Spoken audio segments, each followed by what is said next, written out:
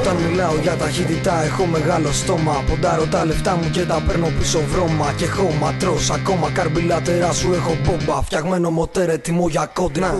Όπως ο μαύρος αετός αλωνίων δίχως τα φώτα. Μηχανάκι που γαμά χωρίς καπότα. Κυλώντας πάνω στην άσφαλτο. Κάνω συχνά τον αντίπαλο να παίρνει πουλο.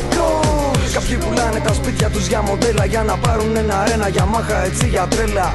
Το μηχανάκι σου βάρεσε μπιελαστρό. Στο πάνω στην αποβάθρα και στη θάλασσα δώστο. Σκοτόστρα, κοντανίες R500. Δίχρονο μοντέρ που πιάνει χιλιόμετρα τόσα.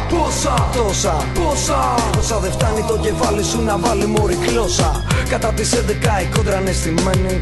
Και το τσακάλι στον καράζ δεν περιμένει. Είναι Honda RR 900 και πες του πιτσιρίκου στον τερματισμό τα αρχίδια μου να πάρει. Στην εκκίνηση ποτέ δεν πατινάρει. Ανοίγει πρώτη, Δευτέρα, Τρίτη τσίτα μπορεί. Κάνε στην άκρη μωρή. Κάνε στην άκρη μωρή.